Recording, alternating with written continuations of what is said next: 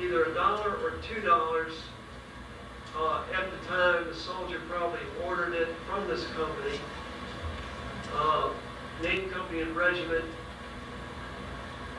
It was typical for guys as soldiers sometimes to buy these things. These were not issued.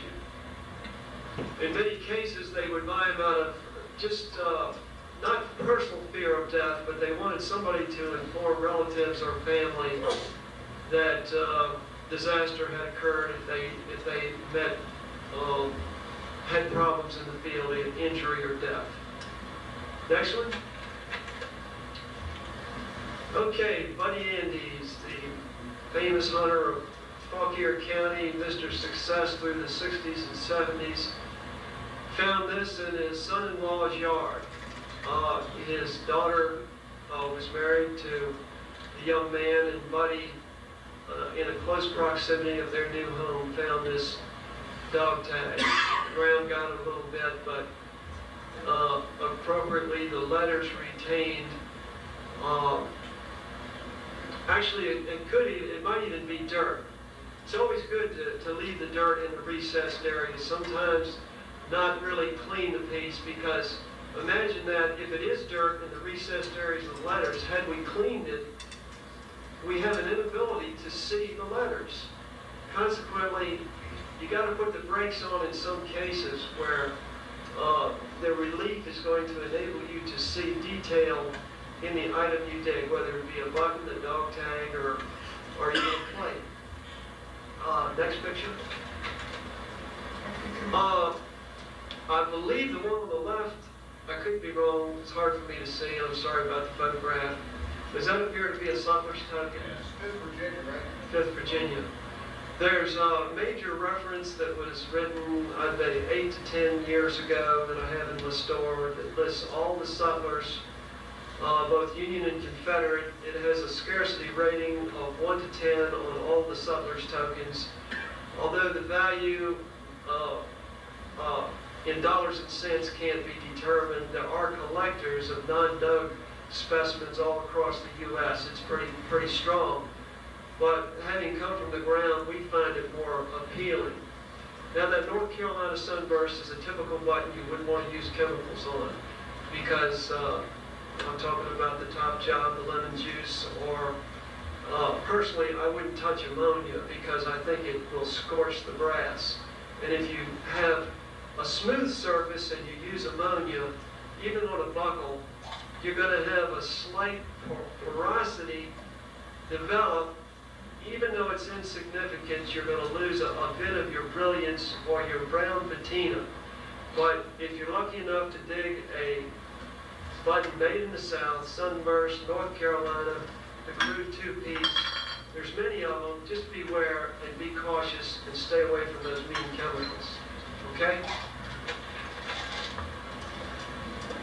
I think it's Tom, but it might be Tim Jenkins. I haven't seen him in years. It's at North Carolina Military Institute. About 1970, I believe it was 70, I took Joe Miniman into the 6th North Carolina camp down near Dumfries, and he dug one of these buttons that day. Of course, not a lot of state buttons came out of there of any kind, but it's a mighty good button. Okay, next one. This could be a sponge bucket or a tar bucket. Jim, go with where? Which is it? Can you tell? The sponge has got the solid handle. Okay. The tar bucket doesn't change. Okay. I think this is, the boy's name is Duckworth, and I can't remember his first name, but he found this thing. There was another one dug a couple years ago that I got in trade. I mailed it to Ohio. In the case of something like this, if I had dug it, you want to take a whisk broom, brush it all down, the metal being thin, you wouldn't want to use electrolysis. And all I mean by that, you get a big bucket, a big plastic bucket, you submerge it, just enough water to cover the top, you throw in your mason jar lids, and it takes the rust off. But the reason I wouldn't do it with something like this is because the potential for action on the inside of the bucket and the outside could decay much of the sides of the walls.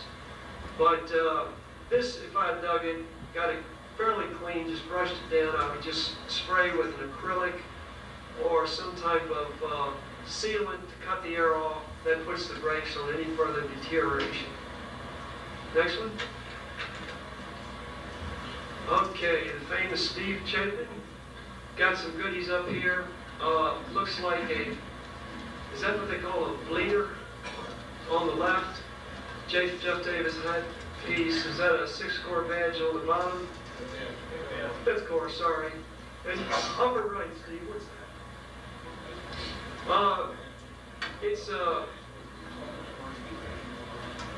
It's from a uniform. I don't know whether it's decorative or rank or what have you, but quite often people come in with things and ask me what it is, and I just gawk at it. And I don't mean to break any hearts, but if I don't know the answer, there's no use playing games. But Jimmy? Yes, sir. I got a non-dug one of those, and that's the same thing. It's hollow with just a little ring on the back. Yeah. And it's obviously to be sewn on. I figured it was some kind of, hold the edge of your hat or something like that. Right. Some of those are decorations on leather too. Yeah, he's right. A lot of that stuff is decorative and sometimes early, and you're not sure whether it's colonial or non-military, but I dug a silver eagle cast brass down at Manassas with Glenn Black is coming back from the Richmond show, and I got a call from Pennsylvania 5 years later. A guy had seen it up there on the side of the banjo. Turned out to be the support that went around the outer circumference of the banjo. There was, but it was interesting, but I finally figured it out. Next picture. This is typical of what would happen to a copper penny in pine woods or fields. The ground is going to have a much more adverse effect on copper than it will brass. In a nutshell, if you dig a copper big penny, wait for the dirt to dry, then use your fingernail. If you have low relief, very little detail, the dirt will remain in the recessed areas of your date and around the hair, and it will not be that ugly. Your fingernail, believe it or not, will not damage the coin. If by, in fact, you have a smooth surface, and that does happen occasionally, normally a nice big penny will come out of forgiving soil, which does exist in certain localities. You can generally, if you wanted to pick away at it, a friend of mine who's not here tonight with the Virginia Copper Society, you would use olive oil and the thorn of a bush. That's, believe it or not, the thorn of a bush will not impair the metal in any way, but you would only want to do that with a coin with extremely high relief, sharp detail, and where you have little morsels of dirt and grit in the recessed areas. But do not use any synthetic, use cotton cloth, the thorn of a bush, and olive oil. Copper cannot take any detergent without damage. Next one.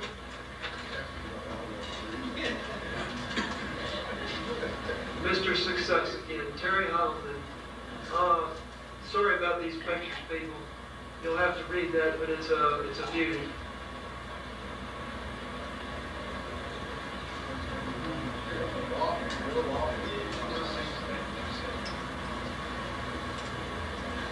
Okay, next one.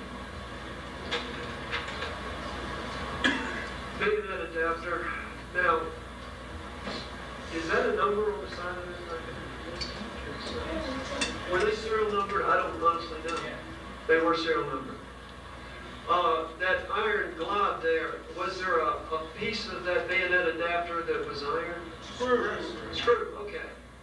That's typical of a blister that you see. Since it's on the piece and it's an iron screw, you certainly wouldn't want to remove it because only a relic hunter can appreciate a piece of rust or a screw that's turned to a glob of rust. Next one.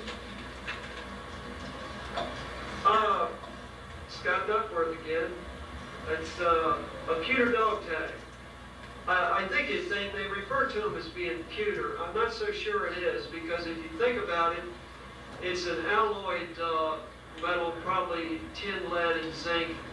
But when you think about it, pewter buttons don't break down. We've all done pewter buttons, but rarely do I see a pewter button eaten up. I would approach pewter a little bit like I would copper, because it's very brittle, it's easy to break, and it has the potential of flaking away into the letters. So if you ever dig a dog tag, and especially pewter, you've got to isolate it from other metal, put it in a napkin and put it in your pocket, but don't let it beat around. And I wouldn't put it in a chemical. Dirt releases very easily from pewter. I would almost think about letting it dry and using a soft toothbrush and allowing the dirt to remain in the recessed areas so you don't have to squint to see the name and regiment and city and so on. Next. I think one of my notes, Art Keene dug this. Bill Quinn and I danced on it. That means we were there and didn't find it. But in a nutshell, it's a maple tree. I think it cleaned up pretty good, but it didn't have any gold. But quite often you can tell, even before you consider cleaning it, if it's a local or not. It's pretty safe to go at a button with detergents as long as it's not local. But it's seen some ground action, adverse effects, either fertilizer or pine wood. Next. This is one of the scarcest buttons that have ever walked in my store. This is the back of it. Jim LeClaire found this, 89. I thought he found it in Loudoun County, but Prince William County. When he brought it in, I kind of gawked at it. I really wasn't sure. I was looking at the face of the button and the back of it. It did not appear to be anything I've seen in Mr. Albert's button book, but I learned something new every day. I think the back mark is it W. Jim Wilton's son? Okay, Wilton's son, Richmond, I believe. Okay, next picture. Confederate staff, but very scarce. It's not in Albert's book, but I understand others are known, but very limited numbers. Next one. Smattering of goodies. The notice to the right, the shotgun. Is that a shotgun? Yeah. The two sharp. Is that the long shotgun in the center up top? Okay. That has got to be a better bullet than they give it credit for. If you're scared to death of inflation, buy a few of those if you can find it. Because in all my days in Manassas, I don't think I've seen them free. Some of them scarcer bullets should be bringing multi-bucks in relation to other relics. But that's just a smattering of items that I took. That, I can't see the name there, but Tom Perkins. Okay. Let's go to the next one. You know, they say that tin and iron is not worth a squat. The Sanitary Commission was obviously busy supplying the armies with food during the war, and you know, you wouldn't think, I assume that this is probably, I think it's tin, but it survived the years. I don't even believe that, I think it was just laying on the ground. Somebody brought it in the junk box, but Bill Quinn owns, or did own at one time, the Sanitary Commission buttons. Those are non-dug, but they're on the Civil War period. Next one. Okay, he's guilty. We all do it. It's painful, but I was straightening a little bit too, but it has a telltale sign of maybe he touched it a little bit, but But if I had a chance to dig a Maryland and touch it, I'd be glad to touch it a little bit. That's a mighty nice plate. In Maryland, you don't see that often, either an oval or a rectangular. Next one.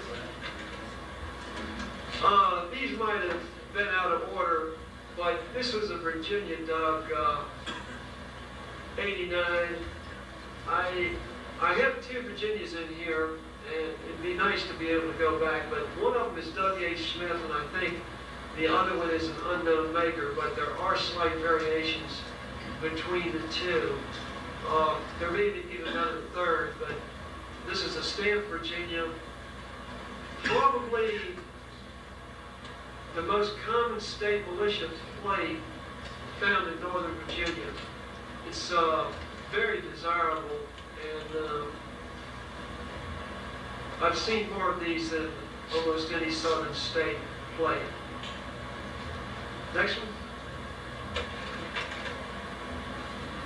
This is another one that was found.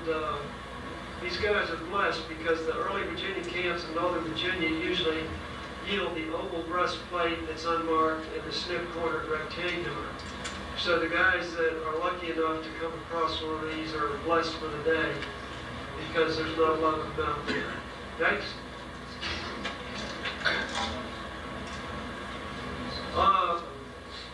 Somebody must have let me photograph this.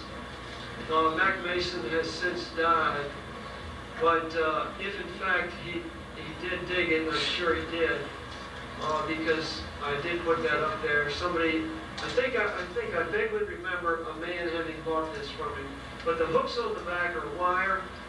I think I recall Lewis Lay mentioning that the Eagle B buttons, and I agree 100%, seem to come out of the Virginia camps. And some unscrupulous dude, or shall I say, businessman, went to the state of Virginia and contracted somewhere some time before the war to sell Virginia Eagle B buttons. It probably only happened for a year or two, but I don't see Eagle Bs coming out of Yankee sites. Eagle Bs traditionally come out of Confederate and especially Virginia sites. I believe this buckle to be 100% Confederate. It's about a medium size, but there'll be quite, I think this buckle will show up someday in a photograph, the man wearing it.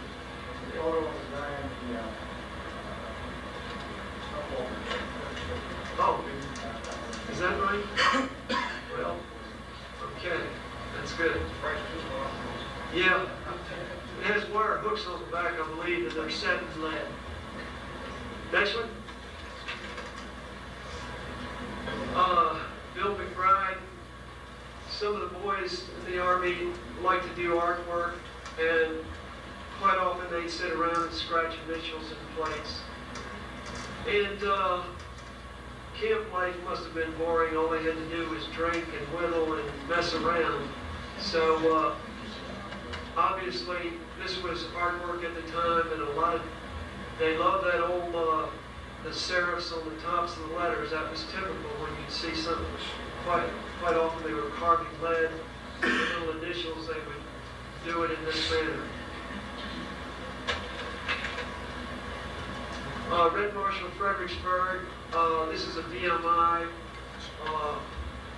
It had what they call a tinned iron back, and that was a method they used during, this was about 1838 or 39. That was the first year VMI opened.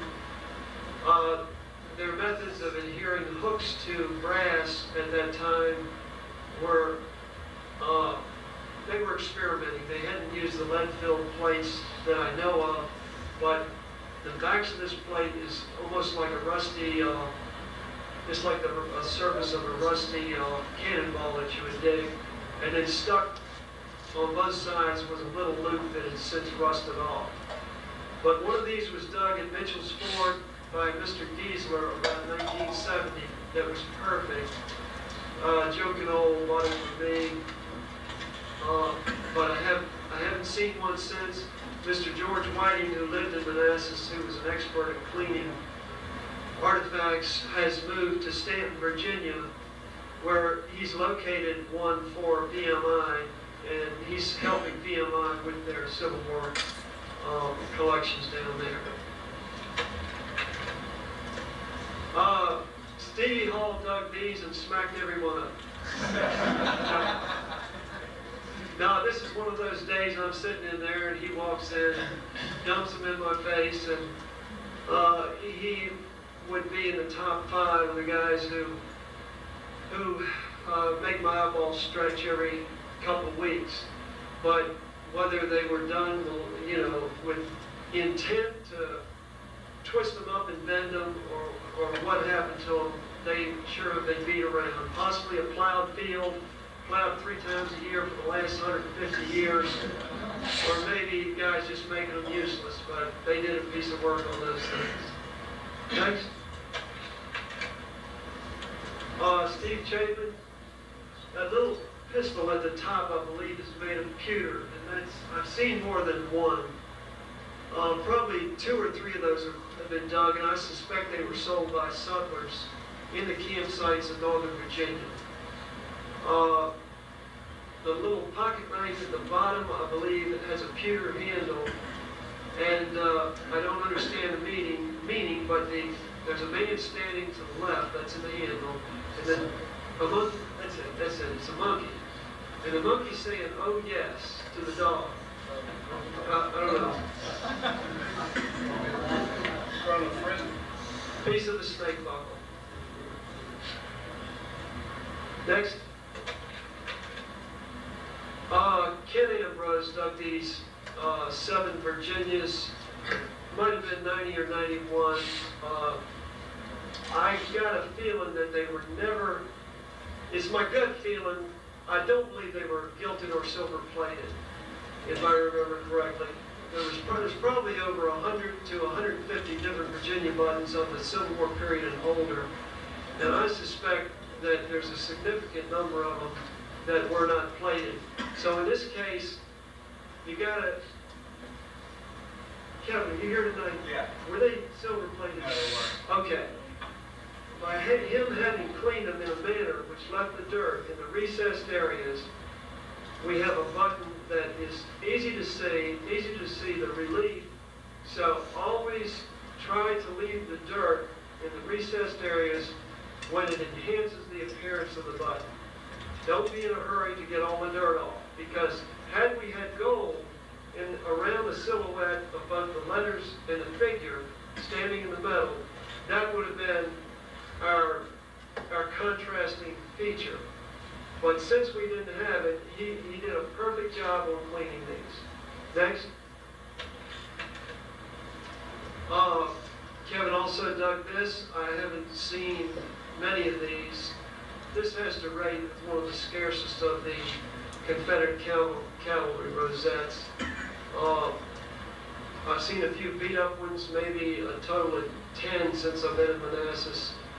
And it's got a rate at the top of the list in Confederate cavalry artifacts. Next. This is an interesting bullet.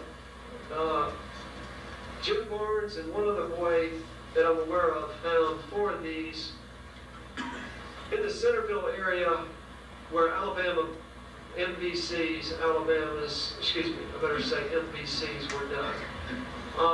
In Mac Mason's book, 3/4 of the way, he's got this listed in the appendix of his latest book as calling it a Delvingi. It's a French word, I should have you pronounce it. Delvingi.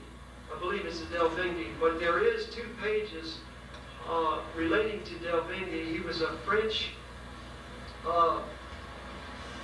munitions expert in the 1840s, and he's trying to develop new projectiles that would be more accurate. But this was named by Mac Mason in the book as a Delvingi. This is one of the top 10 bullets in the price guide. The Confederate explosive, of course, rates on top. The 54 explosive, but this is truly a scarce bullet. I've only seen 3 that Jimbo dug, Jim Barnes, and one other boy dug 1. Next.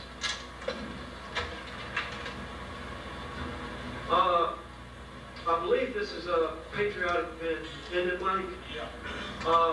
That's only the second one of those I've ever seen. Is that right? Yeah. Larry Hoffman's a good friend for about 25 years from Greenwich, Virginia. And he dug that. Of course, I didn't ask him where, and he didn't volunteer. Silver plated, beautiful. Next. I don't know whether this is Johnny or Donnie. They were avid relic hunters in Manassas in the 70s and 80s with a company letter B, another typical Georgia frame. Next. Jim Barnes dug this. Very attractive, about 1.5 inches across, maybe 1.25 inches tall, but side wheeler. And by the way it's constructed in the back, it looks like a suspender hook, but I could be wrong. No, it is. It is. It is. I've also seen one, a monitor firing on forts too.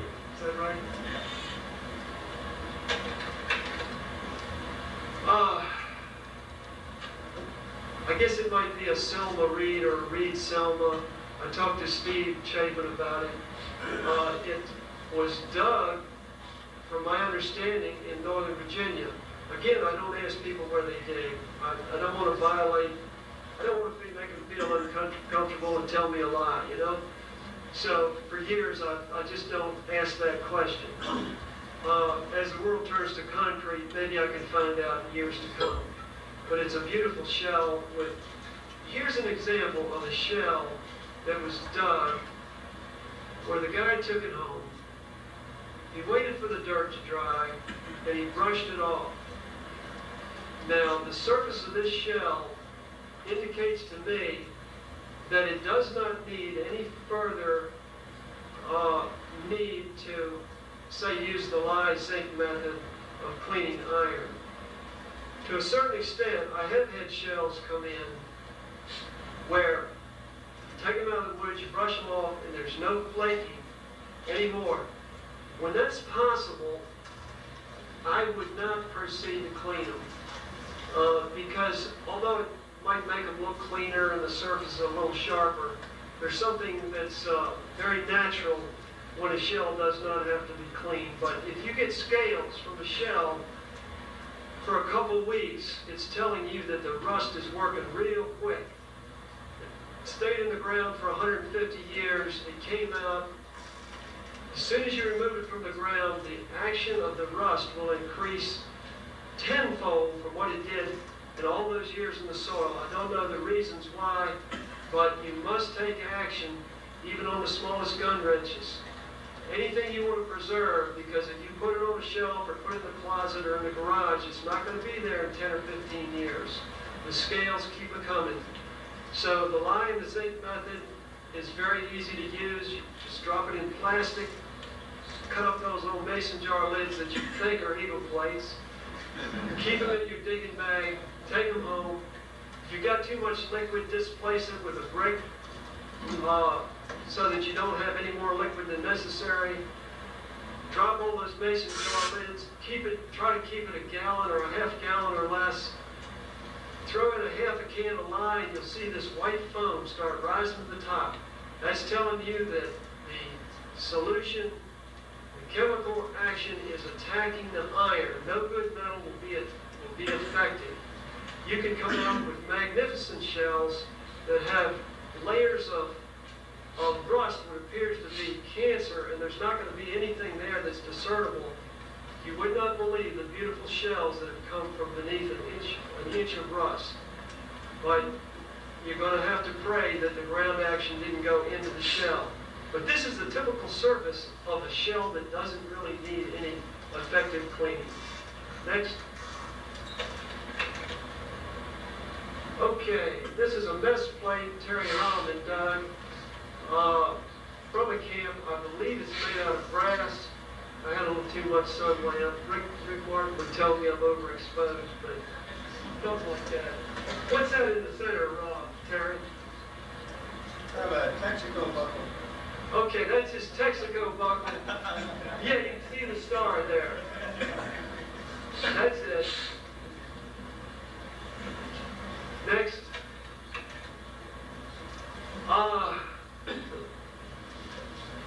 Terry, did you dig that? Okay. It seems to me this one was discarded. Someone probably tried to make this in camp, made some mistakes. I think in my notes, which I can't see right now, I vaguely recall, he misspelled a word, got a letter backwards or upside down, he chucked it. But there's that typical green of something out of a plowed field or something that's been fertilized. Next.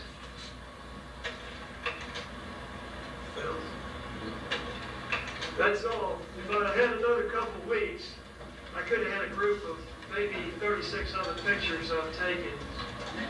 I can pick out some interesting ones. I'll do it again sometime because there's some unique items.